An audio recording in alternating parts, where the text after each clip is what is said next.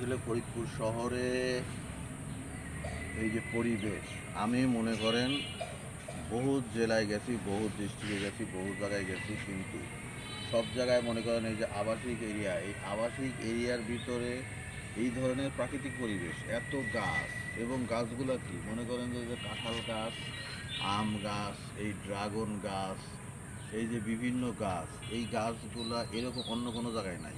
আপনার একমাত্র এই ফরিদপুরে, খালি এইখানে না, এই আবাসিক এলাকার মধ্যে আপনি এই যে হাইওয়েতে যান, ফরিদপুরের হাইওয়ের দুই পাশে দেখবেন যে বিশাল বিশাল গাছ।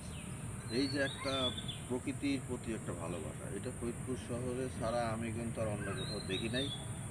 আপনারা সবাই এখানে আসবেন, বেড়াইতে আসবেন, এই প্রকৃতিক পরিবেশে আপনাদের ভালো লাগবে, অনেক সুন্দর লাগবে। তা আপনারা এই ভিডিওটা আপনাদের জন্যই তৈরি করলাম। আপনারা দেখেন ভিডিওটা, আপনাদের কেমন লাগলো কমেন্টস করে জানাবেন। আর এই যে আপনি বিকালের যে আকাশটা, এই আকাশটা আসলে দেখেন, এই যে আকাশ, এগুলা এত সুন্দর আকাশ এবং এই গাছ, আপনার এই গাছগুলো একটু দেখাও। এই গাছগুলো আসলে মানে অসাধারণ, মনে হবে যে আমি আসলে কোনো একটা বাগান বা কোনো একটা ইসের ভিতরে আমি আছি, এই ধরনের একটা পরিবেশ। কিন্তু আসলে এটা একটা সুন্দর আবাসিক জায়গা, আবাসিক এরিয়া। তো আপনারা সবাই চেষ্টা করবেন, যে যেখানে আছেন সবাই চেষ্টা করবেন নিজেদের বাড়ির আশেপাশে, নিজেদের বাড়ির উঠানে, আঙিনায়, এইসব জায়গায় আপনারা চেষ্টা করবেন গাছ লাগানোর এবং গাছ তৈরি করবেন।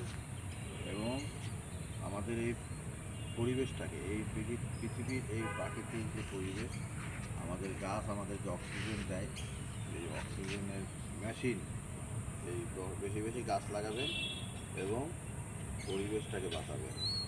ধন্যবাদ।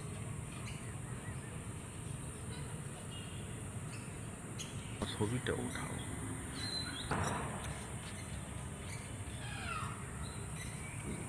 ওই পাশে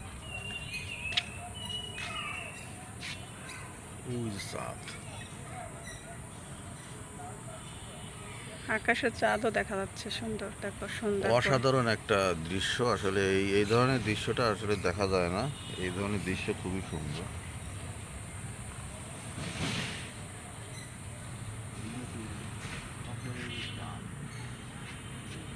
এটা আকাশের চাঁদ, চাঁদ আসলে খুবই সুন্দর।